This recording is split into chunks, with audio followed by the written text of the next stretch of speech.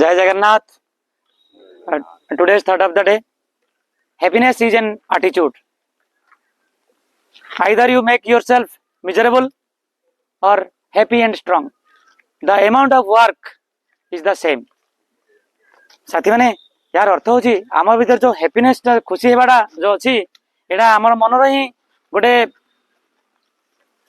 आटीट्यूड से गोटे आइदर आम खुशी हेबा से सिचुएशन को लेकिन कि दुखित हेबा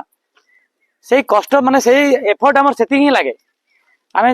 गोटे जदि छोट कथा को आम भावी देखा से सिचुएशन आम पाखे कौन भी आसी किंतु से सिचुएशन को आम टाकल करने बदल में आम जो होपलेस हो आम ए भगवान कौन है पार्टी कर कांदा कष्ट तो से ही हम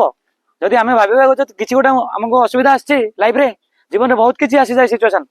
से समय जदि आम स्थिर चित्त भावा भाई मत कौन गोटे सिचुएशन आसी हाउ टू टैकल दैट आम से जदि सक्सेसफुल टैकल करवा तेज तार जो अमाउंट ऑफ रिजल्ट आसो से आम मन को बहुत खुशी दब से साथी मैंने केवल होपलेस हेबानी चाहे सिचुएशन किसी भी था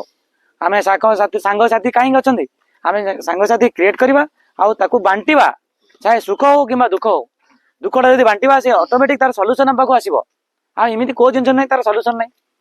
जदि आम किसी भी अच्छी